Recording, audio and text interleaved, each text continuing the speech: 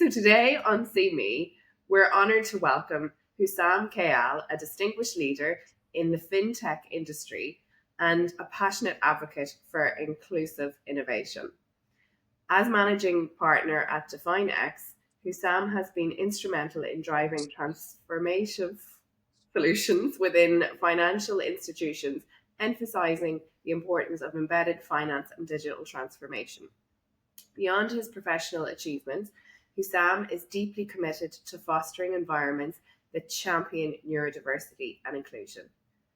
His insights into creating respectful and supportive workplaces have resonated widely, highlighting the critical role of empathy and understanding in today's corporate landscape.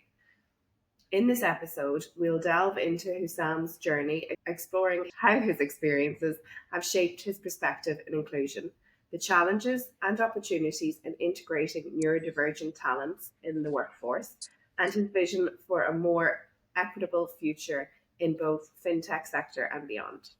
Welcome. Thank you. I'm very privileged and excited as well. Thank you for the opportunity. And thank you so much for your time. So I guess I'll start today with the question of what drew you personally to the topic of inclusion and neurodivergence? So basically, it's a personal experience, So, in my family, so I've got both my sister and my ex-wife who actually are educator for kids with special needs. So I understand the context from that angle, especially for young kids. But for adults, my real exposure is when my son was doing his master's in London, and he basically kind of like we discovered that he had this general anxiety disorder, right? So it was quite an experience to understand, how he basically manages his ability to, manage anxiety. So he got some amazing support, CBT, cognitive behavior treatment, and it helped him really understand. It trained him on how he can actually manage that. And obviously, it wasn't CBT for him; it was CBT for everybody,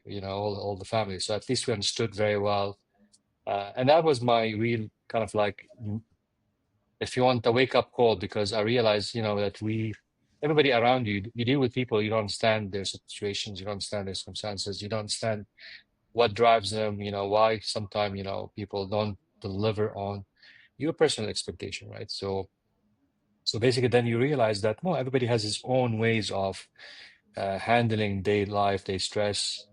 And, and that becomes, you became very aware, right? So that drove, if you want, my personal understanding of, I became more cautious, more conscious and aware of obviously people who are surrounding me, both in a professional and personal life. Wow. Isn't it amazing what our children can bring to us? We think we know so much about the world, and in fact, most of the education comes after children. Absolutely. So yeah, I'm guilty as charged. I've been taught by my kids. I'm sure it's helped you though in your own mental health journey. We all have to protect our mental health, and I think sometimes when we know someone who's been through some sort of issues within their mental health, it highlights to us that maybe we are facing our own issues at times and how to manage that. Would you say that's correct? Sure. So yeah, absolutely. I mean, I don't want to call it mental health. We all go through. So there's this context of, everybody has a personalized way of doing and dealing with things in life, right? So, in marketing, the trend now, the whole trend with AI and so on, is how you actually do a personalized marketing. So I basically, if I'm selling a product or a service, how can I basically understand from your behavior when is the right time to position the right service and the right product for your kind of mindset, right? So everything is becoming personalized, and obviously personalized leadership, personalized management is obviously a very important context. So it is being able to understand more and more what drives people, what excites people, what basically triggers people, and then be able to create a very nourishing environment where people thrive and become, you'd be very amazed sometimes by certain dimensions, or by giving people certain space, or by changing certain things in the way you approach things, or by even indirectly driving the team dynamics. You find there's people actually who are sitting in a corner not even contributing, and then by giving them the opportunity to contribute, you find that the most innovative ideas comes from the individual who's the most quiet in the room. So it's very, very important as a leader that you provide, if you want, the environment to ensure that people thrive and actually and succeed, right? It's not because they're, everybody is talented somehow, right? Uh, and for me, it's very, sometimes certain jobs are not, whether we like, as much as we try to do inclusive things, certain things people will not be able, for example, let's say, if you are an investor banker who deals with, stock, and people's money, the stress of it does not something that would fit any, a lot of people. So sometimes inclusivity doesn't mean that, you know uh, every job is basically applicable for everybody. There are certain things I will Very never do. true. Very Yeah. true. But So within that, I just wanted to say that that may actually, for some neurodivergent individuals, be really appealing. exactly. It really they could be on fire within that. So there are certain neurodivergent individuals that would be pure happiness for them every day. Yeah, I know some people basically are very productive when it comes to being under pressure. Yeah. Some people actually disconnect or actually shut off if they're not structured or organized in a certain way, or you don't basically provide enough time notice for them to basically be prepared. But what I'm trying to say here is it is as well the responsibility of the individual to as well find the means to be able to experiment and explore, Yeah. and be able to be vocal about, and the thing that we're very now open as cultures, as organizations, as individuals, with people coming in and talking about their personal needs, right? And finding how they can thrive and so on. So it's a two-way street. It's basically the corporate and the leader needs to be able to understand and provide, a very safe environment for people to actually be able to talk and address. But it's a responsibility of the individual. So we need to train individuals to be able to search for an experiment, and find the means. So there's nothing wrong if I don't really enjoy this particular job, or even if I try to do different things. It's not what I'm designed for. It's not what I'm programmed for. So it's not only the role of the organization, the leaders actually as well. We need to be able to train people and educate them on how to actually explore and search for the right opportunity for them to evolve. Absolutely. I think every individual needs to be able to advocate for themselves. It's important to be in an organization where leadership all show empathy and understanding, and where that environment is a safe space for each employee to go to. Um, how would you say that your values around leadership and empathy have evolved over your career?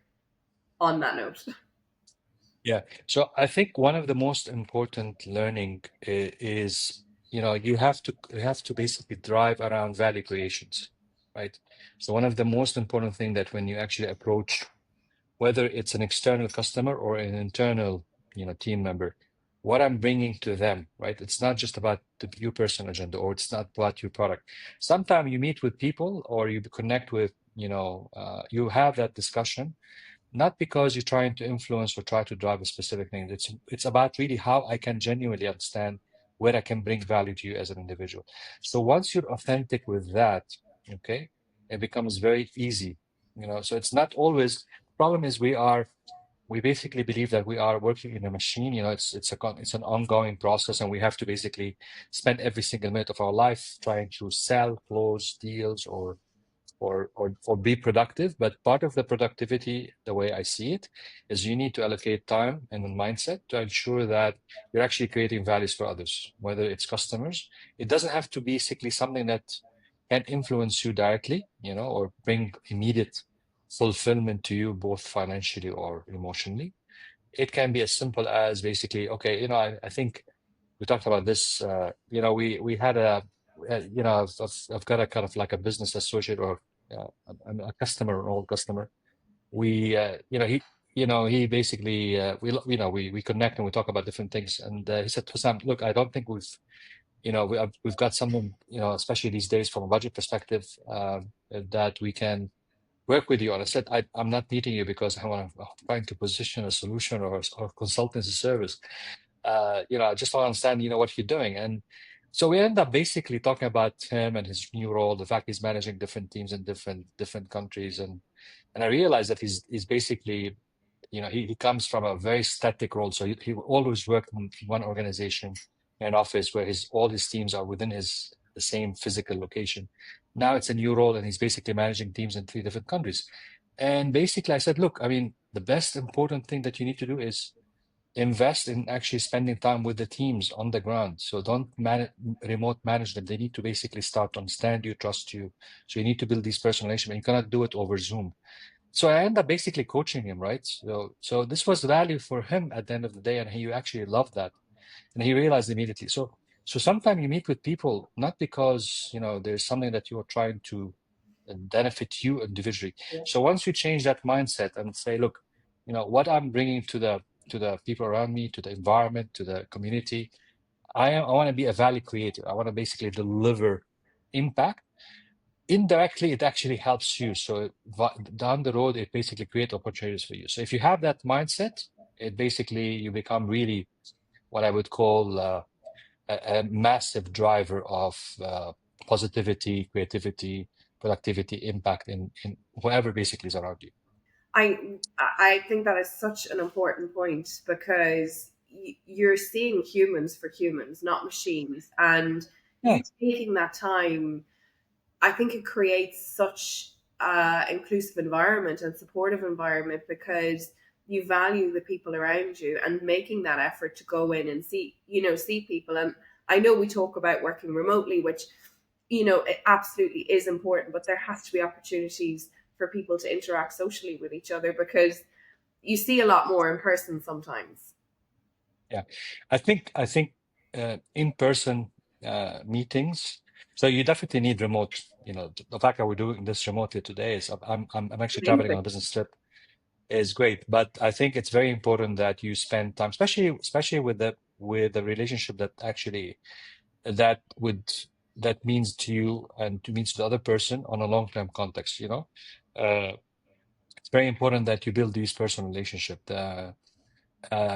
What I would call the vibes that you actually get from the individual sitting physically next to him or her is completely different when you're actually doing it in person versus on a conference call or a video call. So I think it's a balance between both, and I think it's very important that you basically ensure that you invest yourself. So it's very important your time and your actual physical ability to be present. And it's not so you can actually be physically present but not mentally present. So it's about really ensuring that you're actually in person, showing that you're actually interested and you're actually, especially these days with all the social medias on the phones and you're getting millions of chat messages. And so I think it's becoming more challenging as well for people to understand that it's about listening to you. So you go and nowadays you see families go to restaurants and each one is on their phone, right? Yes. uh, uh, so that's what I'm saying. It's very important that you are present, which is very important. Whether it's physical or remote, but that's key. And when you say that about phones, because I do have a thing about them. Anywhere you go, when I walk around the mall, all you see is people walking on the phone, sitting on the phone. And I actively, when I'm meeting someone, and let's say they go to the bathroom, I just sit there and watch the world, around me and watch people interact. I get such joy out of people watching. And I think I get a lot more from that than sitting frantically responding to messages or aimlessly scrolling at everyone else's life. So mentally, it protects me more. And that point you made about, these messages constantly pinging in, I don't know how you feel about it, but I find it very overwhelming. I turn every notification off. And when I'm able to deal with things, I'll go through it one by one. So most people know about me. What they know about me is if it's urgent, call me. Otherwise, I will get back to you when I'm in a mental space to be able to work through the messages, the emails, whatever that might be. I know that's not always Yeah. possible in a working environment, but I think having different devices on at the one time can be a bit overwhelming for me. No, no, I think it's you're spot on. I think I'm guilty as accused. So I mean, I am basically victim of being very responsive both on emails and messages. But I think that's not healthy. I think it's very important. So I'm trying to, as much as possible, find ways to address that. It is becoming, because it's expectation. Because once you set the expectation that you are present and you are responsive, the fact that you're not responding, if someone sent the message and he has not seen the message, what's going on? What's wrong with this guy? He's not as responsive as he used to be, right? But I think what you're doing is the right thing. Is if it's something urgent, so eventually, I think ultimately what we need to do is we need to reduce the amount of time actually we're on a device, on a smart device. There's a lot of wastage when it comes to actually just scrolling through Instagrams or TikTok, but that unfortunately it is a reality, and we have to deal with that. And I think the impact on that is horrific. Uh, and I think what you're doing is obviously it's probably ideal. So if people want to actually reach you, if it's urgent, they have to call you. Otherwise, you need to program certain time of your day where you're responding to emails or responding to messages, and but at least you have now kind of like you spend quality time doing other things like being present, as you said, enjoying life, or enjoying your kids, or spending time doing things for yourself or for the people that you really care about.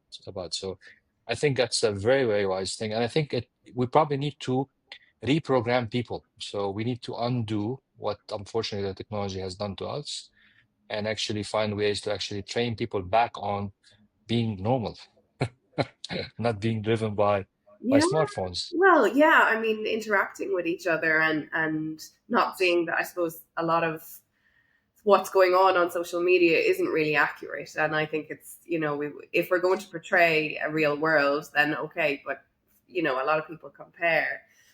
I haven't always been like that. And it's important to be very honest that that came after a job where my phone pinged 24/7 and I had to be responsive.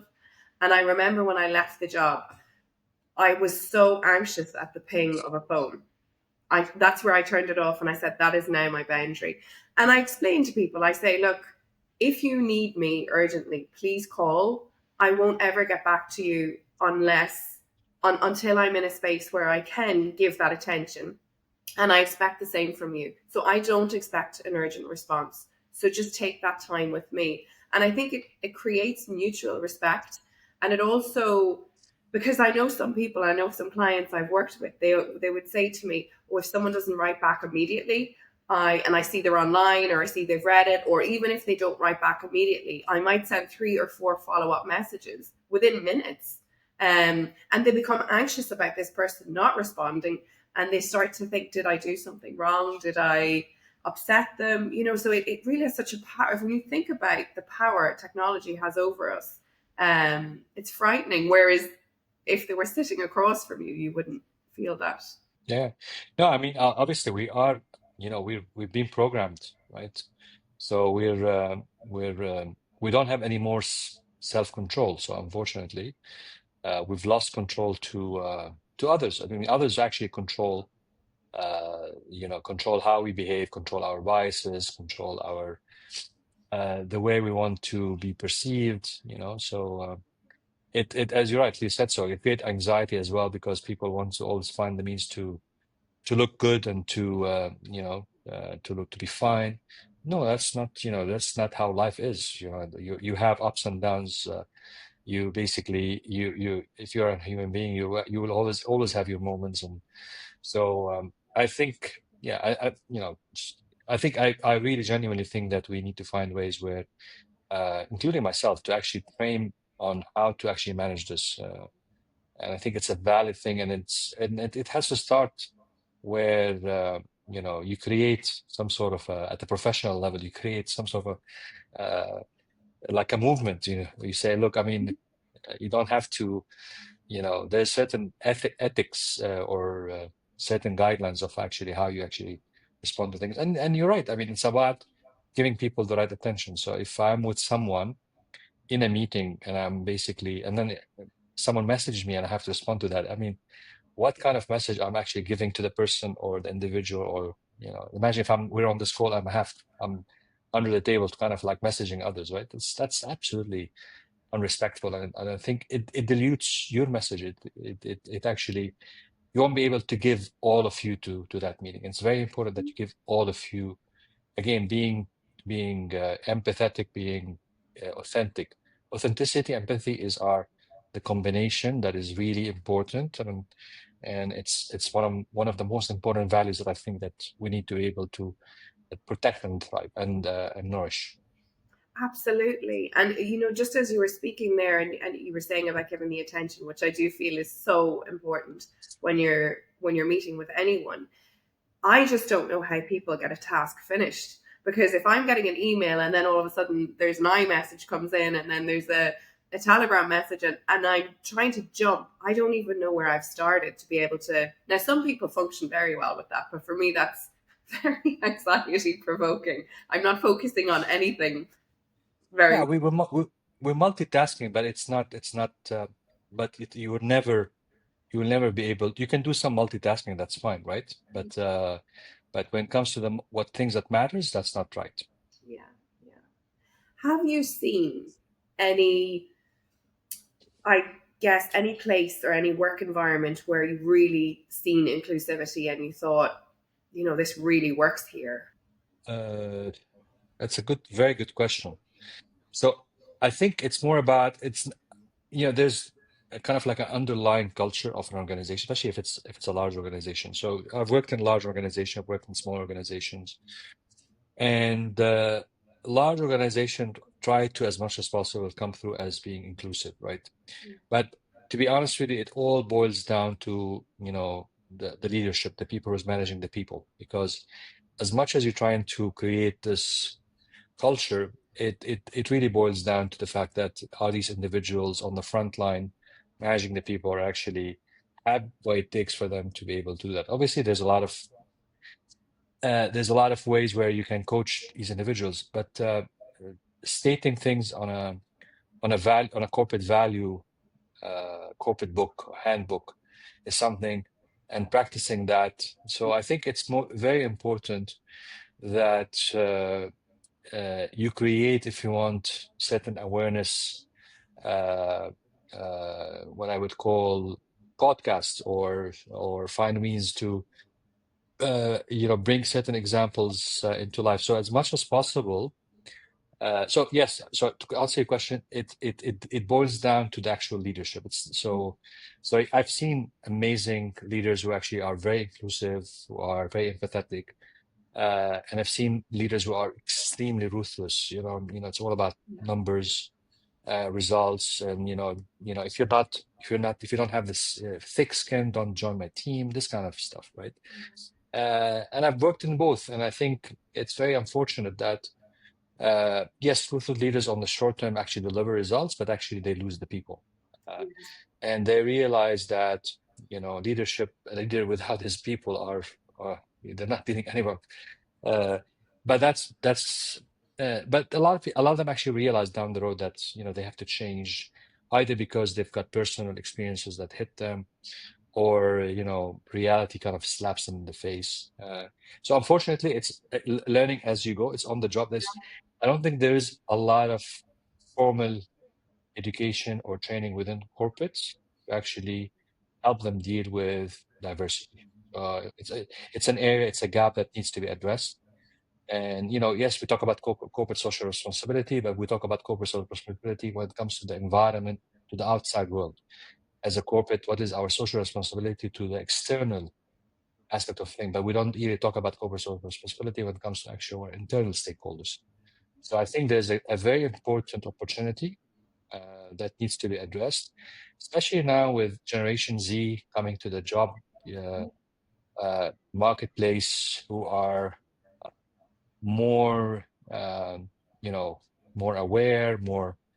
They're trying to find there's one area that you have to actually keep, and especially with scarcity of talent, how do you attract the right talent? So Mhm. definitely, the winners in the coming 20 years are people who actually understand how they can integrate AI in Yeah. certain automation, but more importantly, how they can attract the right talent by actually showing that the environment can deal with all kind of uh, mindset. Yeah, everybody is special somehow. It's Yes, how you. of course, and that is so important. We all are, and we're all diverse and individual, and it's about working with each individual's natural talents. How do you think they could create or educate people? And that's a leading question, because all I'm going to say there is they should probably hire me to come in. If you can scale yourself to cover 1.5 billion people, yeah, why not? Absolutely. uh, So you just start yeah, with no, one person, and then you build it, no. and everybody else spreads the word. I think it's very important that you actually use examples and use cases. People storytelling.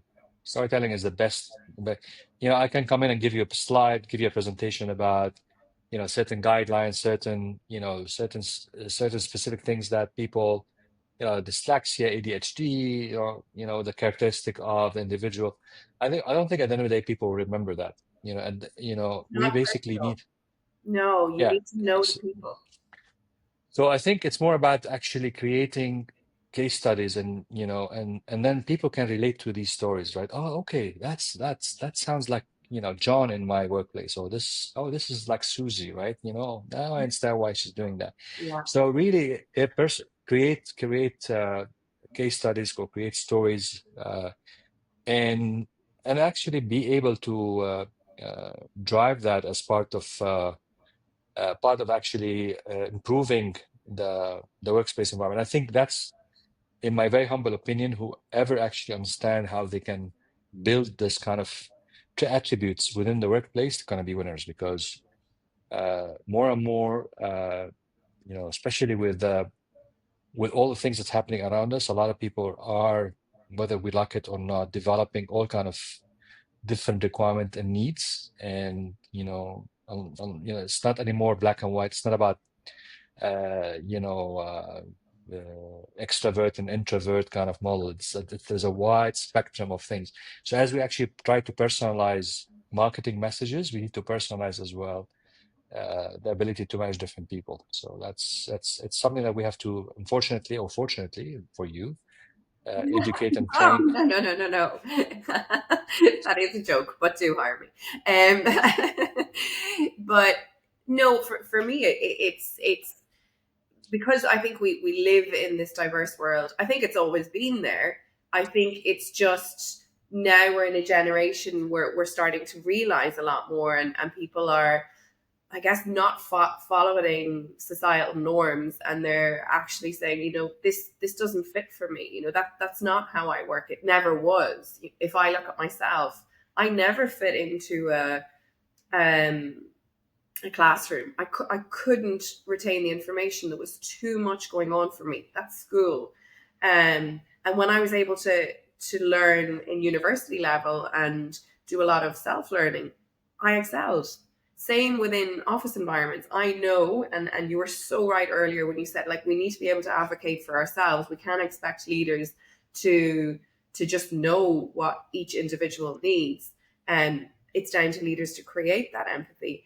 But as I said, yeah, I think obviously the diverse mind was always there. It's just now we're able to speak about it a lot more. Like your son, your son being able to say, you know what, I've experienced anxiety, and the the negative of that was that it was a very challenging time in his life. The positive is that it's made him who he is today, and it's made a huge impact on his family. And the impact is not just on his family, it's on, I guess, you as a leader. So anyone who follows you, that friend who called you and looked for advice, would you have seen him as Yeah. just a it's just the impact of one person speaking, and I know we said there's so many people, but you reach one person, that one person can reach another, and we can make a Yes. difference. Not overnight. Yeah, sure. No, I think it's very important that you always find the means to slow down, and just step out of your so there's this context of daily reflection, being able to have gratitude, but part of having gratitude is actually understanding how you can help, how can you become a contributor as well. I'm not, I don't want to sound like very philosophical, but the reality of the matter is the more you mature, the more you grow, the more you learn, you find that life is not worth all this, right? Sometimes we're trying to fight everything, and we're trying to find a peace, but sometimes you just need to slow down a bit and actually step out of things, and then rethink, and reevaluate, and then find the means, find how you actually can create what I would call your personal purpose. So it's very important that you have a personal purpose in life, and then always make sure that you're authentic, and actually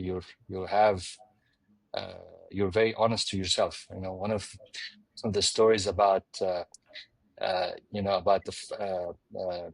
one, I've worked as an advisor to a minister in a different life, and I was so appalled. I didn't know him. I mean, he hired me because of certain value I bring to this particular. It was a minister of telecom. And first meeting, we were sitting with his room, and he basically talked about his weaknesses and his challenges.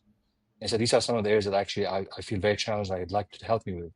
I was so, blown out by that. The fact that he actually came of nowhere and said, look, these are my areas of weaknesses, right? And that's a huge learning for me, because this was a moment of truth, because the guy is so strong. He's so able to actually uh, be able to share that. I confronted him. I said, we had a couple of one-on-ones, and I said, look, I mean, how do you did that? He said, look, when I was 18 years old, I looked at myself in the mirror. He obviously had some trauma. He lost his mother then, and he said, look, I promised myself, I can bullshit anybody, but I'm not gonna bullshit myself, right? And if I did something wrong, I need to learn from what I did wrong, and that's the only thing. I think that the biggest challenge we have is we feel we're not honest sometimes to ourselves. We go in life not acknowledging the shortfalls, and we lose the opportunity to learn, right? Because every time we are all imperfect. We all have, Yes. we learn through, but we lose the opportunity to learn if we're not honest to ourselves. So being honest to yourself, have a life purpose, uh, find the means to actually impact someone else's life, create value, or you will live, and you get a lot of fulfillment and value. This is my personal attributes, or my personal feedback and reflection. But I think it's so valid. It really is. It's so important to hear. And as you were speaking, there's two things. I've always struggled with reading, and particularly reading out loud, which is the introduction. It won't be edited, and that will be purposely done because I want others to see that, it's not about having a perfectly scrubbed model. It's just about having a chat and showing my flaws, because it's never something I've been great at. I can, I learn better through Audible. Reading's always been a struggle for me. I write very well, but reading has always been a struggle. And I can rehearse; it's still going to be an issue, and that's okay. And also, you'll hear that I have a little bit of a chest infection and a cold, and I've had to cancel some things this week. And I went to the doctor, and when I went in, she said, "Are you stressed?" I said, "Well, I don't think so, because obviously I have a daughter. It's busy, and I'm trying to get a voice out there as quick as I can, and I love doing what I'm doing. And this is my problem. Sometimes I hyper focus and I get really stuck in, and it's 7 days a week. You can't distract me, and I kind of assign the time for my daughter and my husband, and very little outside of that." And she just said to me, "Just breathe for a minute." And I sat there and I went, I'm being a complete hypocrite here, because I would tell everybody else, slow down, take care of yourself first. And I haven't been. And I needed to. So I had to cancel a few things this week. And I just said, no, I can't do that to myself anymore. And why am I doing it? Why am I trying to be something that I'm not? It will get to where it needs to be when it needs to be. So when you were speaking there, it was like that was me this week. It's like you knew.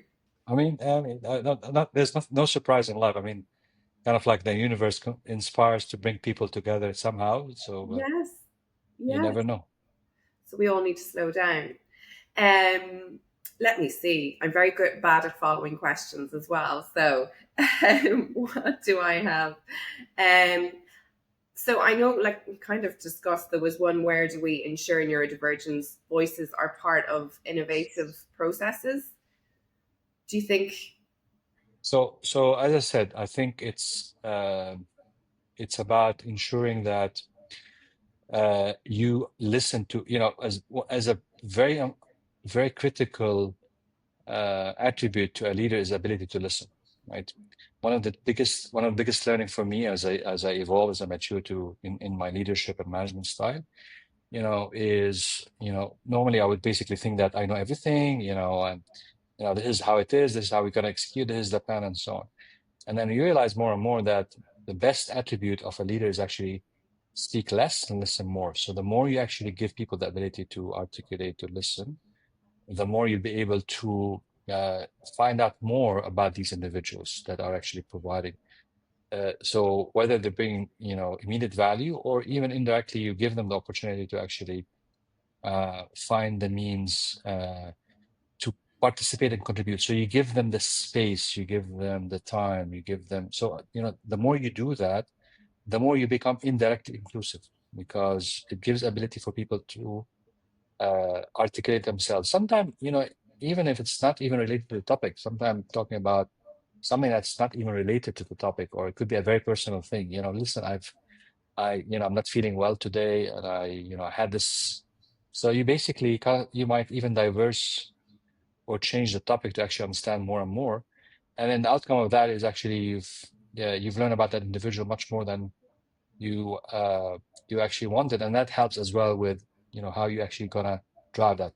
I challenge a lot of people, especially leaders, with the fact that how much they know about the people that they actually work in, about their personal life, how much they know about their families, their challenges, the aspiration. How many, for example, know that this individual is a great cook, for example, or this lady is an amazing, soccer, uh, uh, trainer for the school.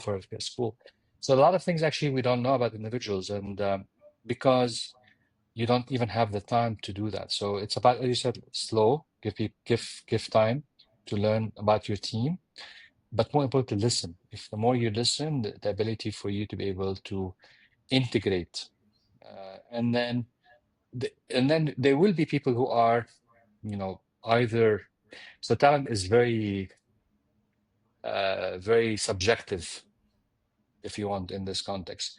So sometimes, it's very important as well to realize very early in the game there's certain individuals who will not be able to perform. They are in the wrong job with the wrong talent.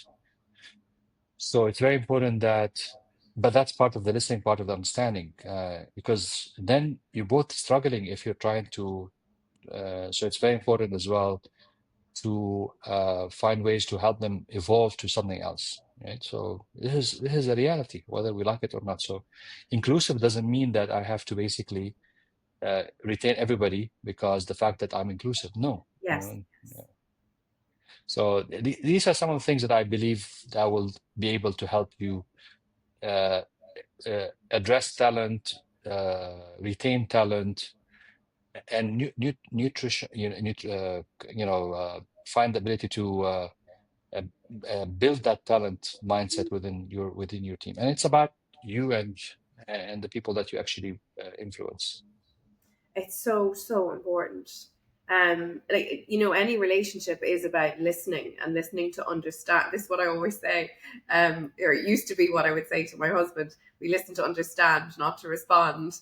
And it is very important that we do that, is that we actually try to understand the individual's internal world. And people will probably hear me harping on about this in every episode, but it is very, very important to know that individual and what makes them tick, what doesn't, so that you can bring joy to their life every day. That they're happy to come in, that they feel seen.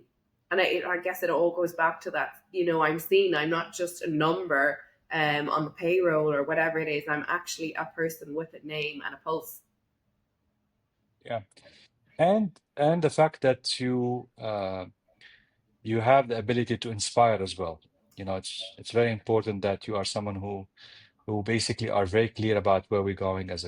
These are standard things, but we always forget about the fact that we're so focusing on the tactical day-to-day things. We lose touch of what is our mission, where we're going, so you as a leader is your ability to inspire, to show them how much they're contributing to the big picture, how you link their personal contribution to the corporate contribution, how they're creating impact both at the company level, at the national level. It could be as simple as look, I mean, you're basically helping transform the payment infrastructure in UAE, for example, right? Or you're creating more inclusivity. So it's very important that people feel very proud of what they're doing. It's not a paid job. It's something that look, I'm actually a contributor to a really big cause. Yes, it is driving revenue. It is helping businesses. It's actually paying the bills. But at the same time, I am basically an individual who's contributing to a cause, something that I've signed up for. So inspirational leadership is very critical as well. So it's a combination of uh, being able to be empathetic and listening and having the ability to create value for others, but how they're actually creating value for the company and for the person leader. Because uh, yes, it's actually there's no conflict at all if you make me successful, because we're all becoming successful in this context. So it's a beautiful thing. It really is. It really, really is. Thank you so much. Um, what do you think the biggest challenges are for companies trying to draw in neurodivergent talent?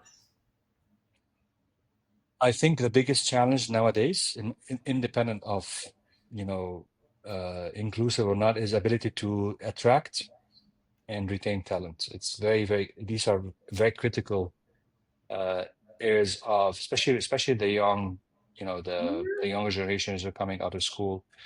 There's a disconnect between uh, life reality and actually the environment that these young individuals are coming in. So it's very important. So I think it's a big challenge. Honestly, I think it's how do you ensure that, because you can rely on people who are actually experienced and so on, but how do you actually bring people who are unexperienced and help them actually build the knowledge, build the understanding of how they can actually become a key contributor. So if you look at LinkedIn, for example, and look at the jobs, each one will tell you 2-3 years experience. So what happened to the people who actually comes out of school, right? How do you actually create the ability for them to actually understand the corporate world, how they can contribute and not everybody wants to maybe basically work in a corporate world. Maybe they want to work in or start their own businesses. So I think the biggest challenge we have as companies, as corporates, is how do I actually find the means to bring them on board, have them trained and skilled to actually, because nobody is coming out of school today have the ability, have the skill set to actually become productive from day one. I remember from the very old days when I started my first job. I remember that, and this I don't think this understanding is anymore valid. The first year they look at this as it's an investment. So the company is investing in you. They don't expect any, obviously you're helping, you're bringing business, but it's actually a lot of training, a lot of hands-on, a lot of mentoring, a lot of coaching, for you to be able to start to become, an individual who actually understand and become part of that organization. I don't think today, in today's rapid corporate world, that corporate have the time and space to actually they want people to come in and start to contribute from day one, which I think is not it's not a straight with it. There are still legacy corporates like the Procter and Gambles of the world and the Pepsi of the world, and and some of the consulting firms as well, who bring young people and actually take them through a process. But a lot of the companies today who are actually trying to thrive to bring talent don't have that ability to do that. Unless they try, start at the hiring process and the mentorship throughout. You create that environment, that neurodivergent affirming environment, or individuality affirming environment, then you're more likely than just because the opportunities out there now are very different to, let's say, when my dad started working. You stayed in an organization, you were loyal, whereas now it's what's going to work for me, which obviously is the way we want to go. Life's so short. You want to be happy in the career you're in, or the company you're in. Yeah. And I think there's an element of internship. So the more companies build internship, and Yeah. actually, because internship is not, it's just not about someone who comes in and spend 2 months of the summer sitting on a desk, filling in data on a computer. That's not internship. Is actually if you're genuine about that, is your ability to lower in young talent very early in the game and have them exposed to you, and then be able to hand pick certain people that actually you believe that they'll be able to thrive. So you're actually bringing them very early in the hiring process. So yeah, I mean, obviously there's a lot of ways of how you can do that, and companies who are doing that are very successful That's in an actually excellent attracting talent. It's an Yeah, excellent point, because as you were speaking, I was just thinking it also helps individuals decide, actually, this is not the career for me. And sometimes you need to stroke out a few, not for me, not for me, before you actually find what's right for you.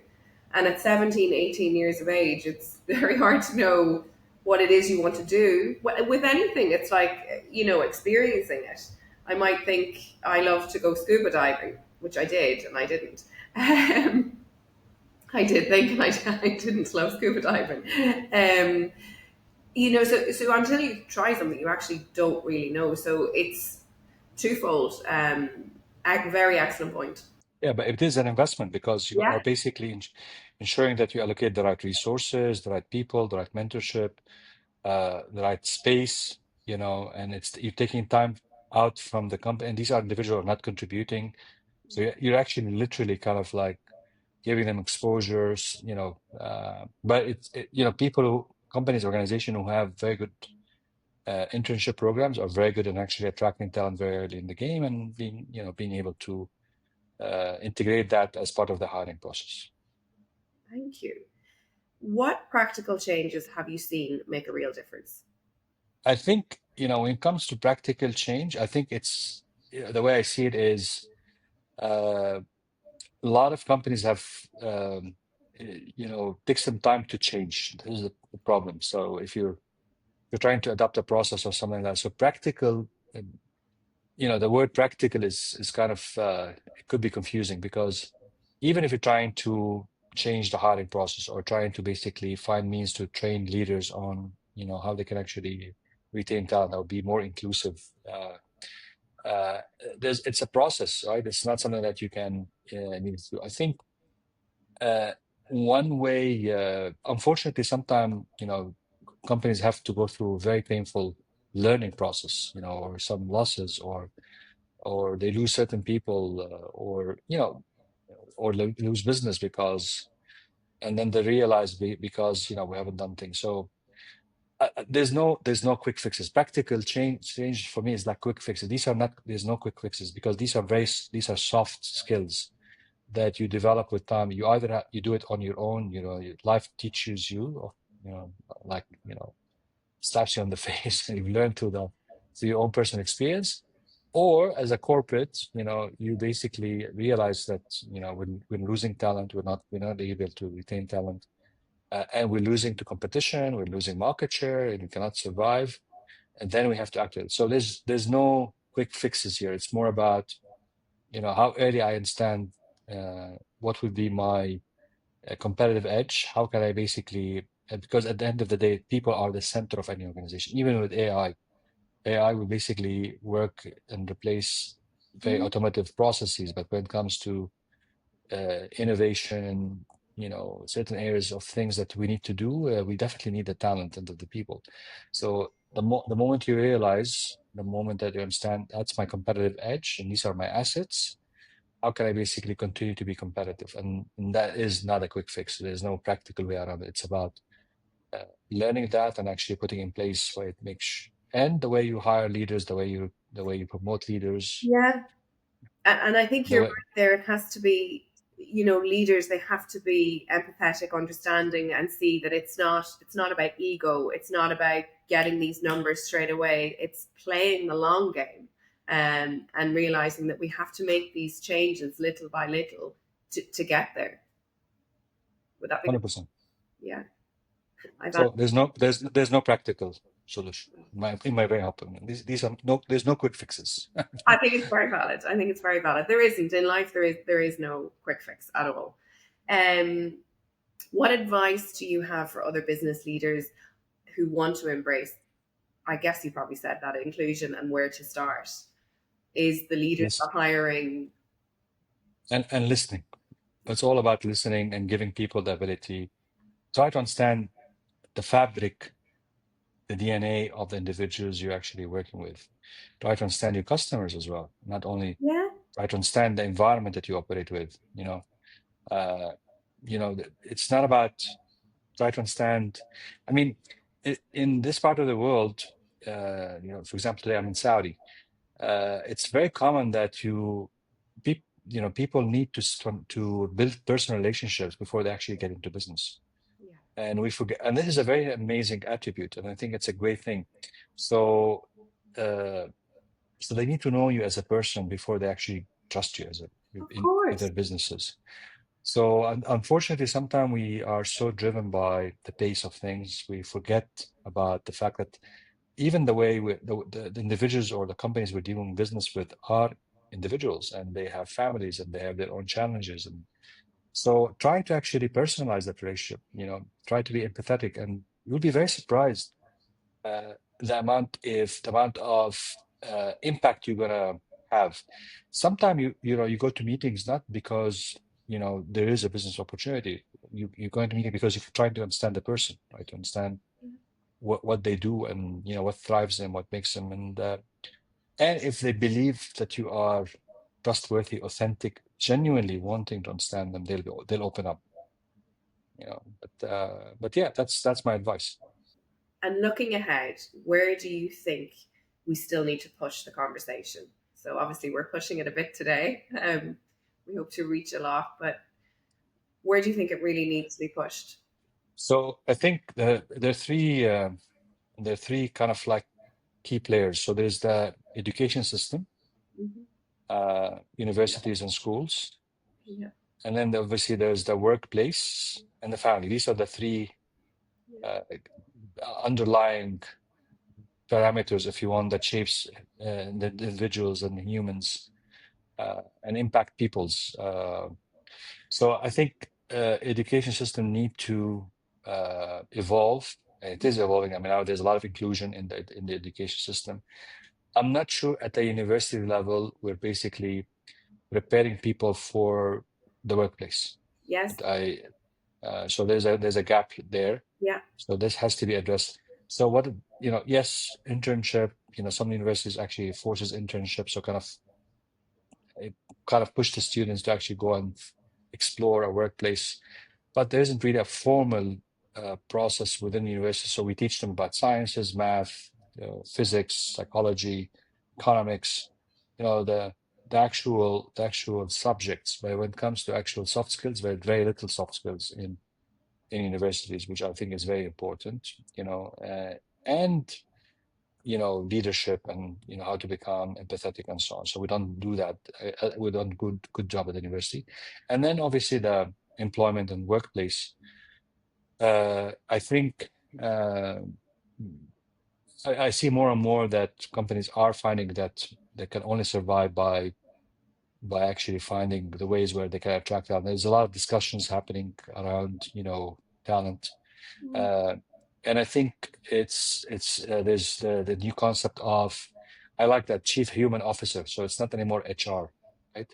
So I love the word human. So it's the humanization of the people. So yeah, the people are at the end of the day humans. So it's not about sort of humanizing the job. So the chief human officer is someone who actually understand the human aspect of individuals. So the more we actually uh, push that world, the human aspect of things, the more we become successful as individuals. So so we have to work on these three different angles. That education has to ensure that we have people who are inclusive. Universities need to focus more on preparing the individuals for the job market, soft skills, and how they can basically explain themselves, how they'll be able to articulate themselves, and then the job, uh, the corporate life, independent, whether it's small and medium businesses, how they can actually look at the human aspect of bringing people onto the workplace. I guess getting to know them from day one, it would be so important there. If you could give yourself advice, your younger self advice, is there anything you would give? Yeah, of course. Do we I have wish time? I. No, I mean, for me now at that stage, Yeah, not that. Honestly, I've spent less time on the on messaging, and uh, try as much as possible. I've learned something from you today, which is amazing. So my objective is to learn from you as well.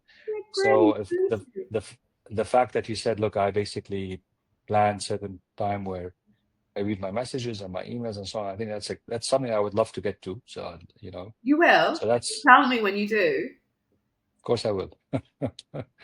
So I mean that's and obviously I should have, whether we like it or not. I mean, I would basically I wish I would have had the ability to listen more when I was younger. So that would give me a more opportunity to appreciate as well people that worked with and learn from them as well.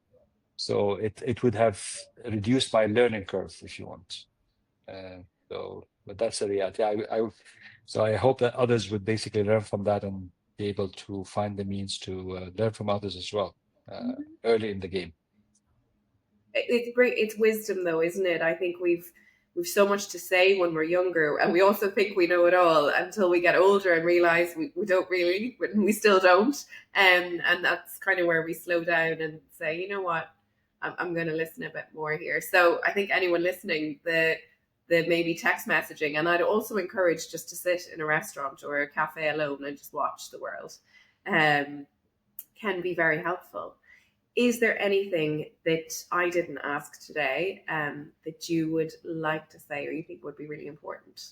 No, I think just basically uh, reflect on what you have as an individual. Be very, very understand the context of gratitude. I think we underestimate how much we've been given as individuals at any level. So be very grateful to what you have. And yes, I mean, we always aspire to do more and become more, and what to do, but to spend time as well enjoying what you've been given as well.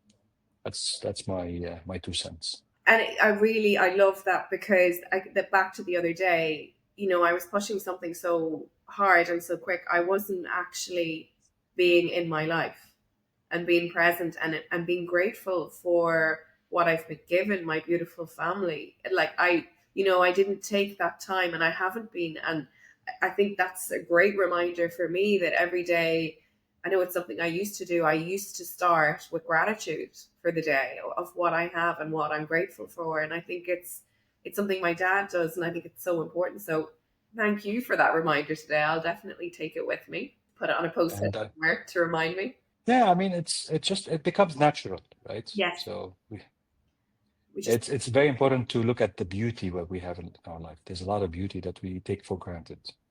there is, and when you say that, and I don't want to take too much of your time. Obviously, my daughter's a toddler, so everything's very low down when she's seeing the world, and she's seeing the little ants and there was a little beetle today, and she was playing with it. And it brings you back to being a child and watching the caterpillar on the plant, and why we don't just slow down and take that, I mean, stop and smell the flowers. And she brings that to me, and I hope it's something that I'm able to do for the rest of my life, is just to go back to the small joys I got as a child, because Yeah, I mean, there's all that. Trust me, there's always a child in every one of us. You yes, just need to, we you still just are need to let, children. yeah, you just need to let go of that. Always Yeah. find the means to let go. Yeah, I couldn't agree more. Thank you so much. And thank you so much for your time today. I really enjoyed the conversation.